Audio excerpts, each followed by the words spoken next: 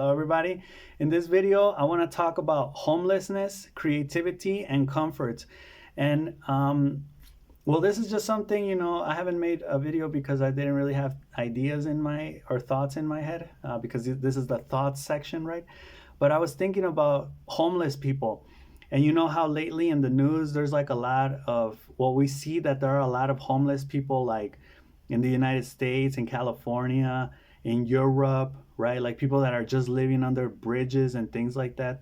And I guess I'm identifying a little bit more with this because lately I've kind of been feeling very unstable work wise, right? Like, and money wise too, like at any moment, and I came across an interesting statistic here that says that if you rent, that means you're not a house owner. If you rent your apartment or your house or wherever you're living, you're 114 days away from being homeless. Right? So this means, I guess, like if you got fired or something like that, you would basically be homeless in like 3 months, right?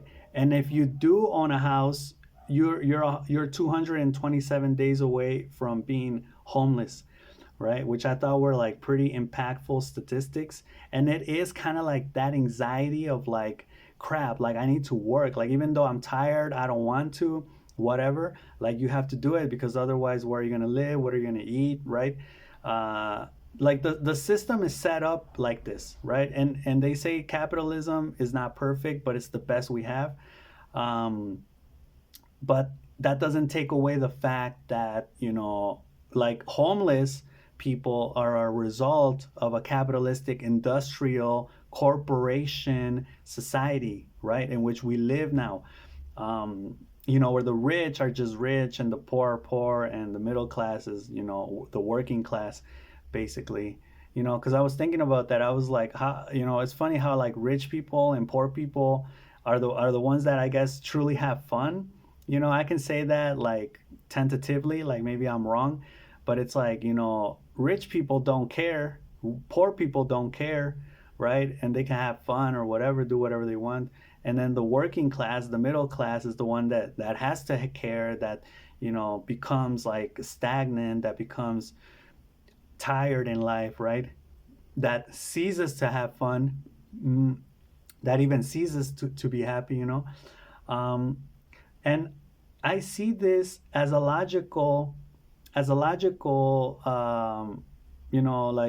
logical sequence, right? Like you have a capitalistic society, you have capitalistic countries, highly capitalistic, where like everything revolves around money and it's all about money. And it makes sense that in a world like that or in countries like that, you're just going to have people that are not going to care, that are just going to be like, you know what? I don't care. I don't care about working. I don't care about stupid money. Like, just shut up and let me live and let me just relax. Like, shut up with your stupid money ideas.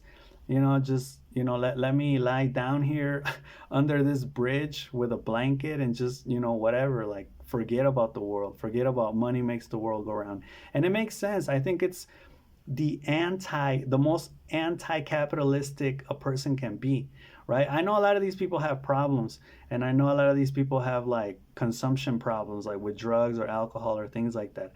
But I also think there are probably a lot of people that just don't care about working, about making money, about, or they're probably fed up with the system. They're just like, whatever, man. And especially now because the system is like more competitive, more demanding. Everyone's, after money. Basically, everyone's only after money. It used to be that before people would be like, after money, but they would also want friendship, they would want other type of things, right? But now it's like they only care about money, that's it, material things, that's it, and nothing else. So it's pretty dehumanizing, right, to say the least. Now the people that are affected the most by this, I guess, are elders. And I was trying to investigate, like, when have there been like because the way that news are portraying it, I'm thinking that homelessness statistically has actually gone up, like ever since, think back 20, 25 years, 2000, 2001, 2002.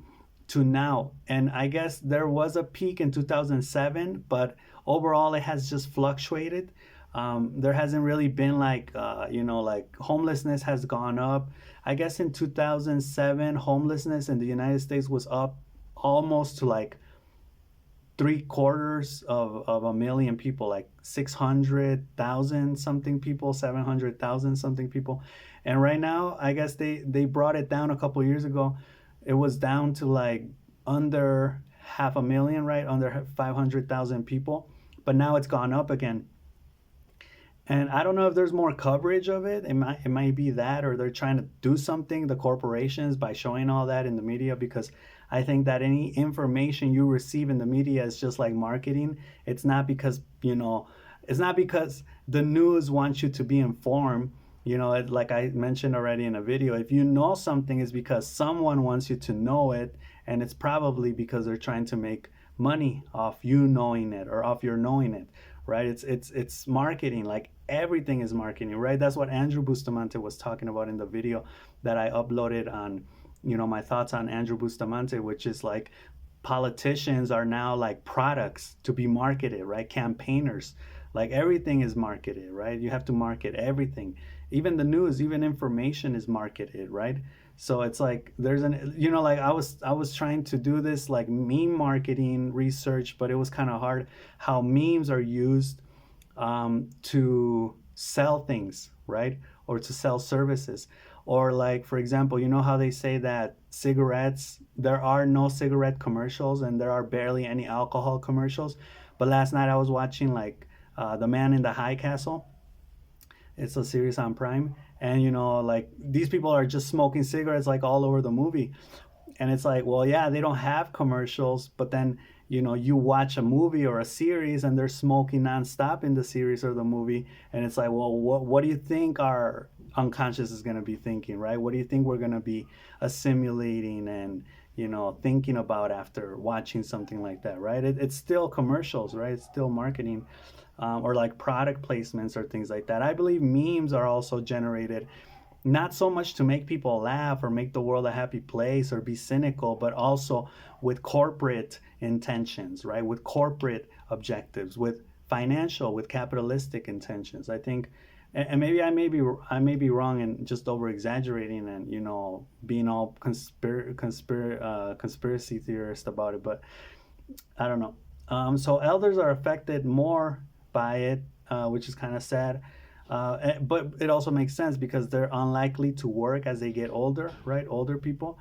And it could be because of that. A lot of these things say homelessness is the cause of inequality, of blah, blah, blah, of lack of opportunity. But I'm thinking, what happens if you have the opportunity to work, but you just don't want to work?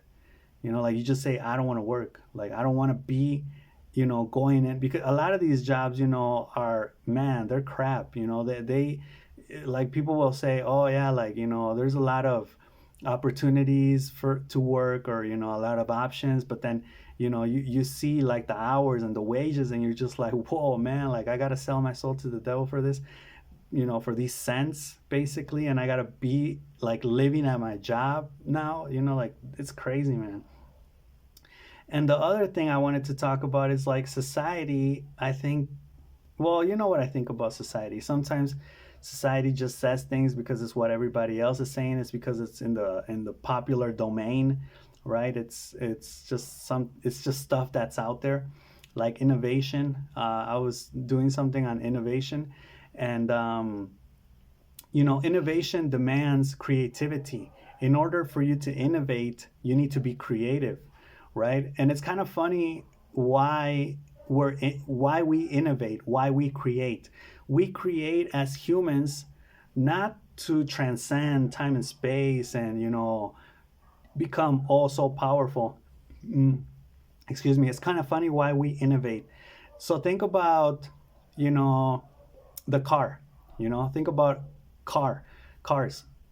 Before there were cars, there were horses, right? Before there were horses, you had to walk, or there were bikes or whatever, right? And then there's a creation. People get creative. They innovate engines, everything that goes on a car, right? So the car is invented.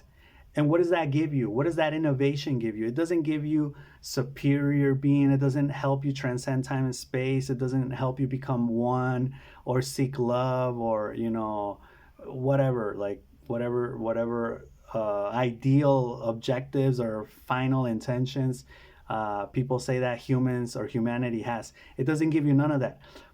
What innovation and creativity, even like think of art, music, movies, what they give you at the end of the day is comfort, right? You're just more comfortable. That's the intention. Humans are so pathetic, like lazy, like they just want to be all creative and like, oh yeah, now we have like all these apps and we can do all these things, and we have so much technology and AI and all this stuff, but what is the intention of all that? To give us comfort, to make our life easier. Now I can just tell ChatGPT, make me an essay, write me an essay, a 5-page essay, write me a book. I was working on this book with the help of ChatGPT. I just fed it like, give me a vocabulary section, give me a grammar section, give me some exercises for this topic. Boom, ChatGPT would do it all. I don't even have to work or bust my ass with that anymore, right? Like it just makes my life so much comfortable. Um, but yeah, that's the thing. So and I'm in it. I'm not talking from the outside or from a high horse. Like I'm in it. I'm a product of my environment, and I'm just like the people around me in my environment. I'm just simply observing too and letting you know. So I just wanted to express this thought. It's not like a deep video or anything like that. It's just like a thought that was there, and I thought I'd share it with y'all.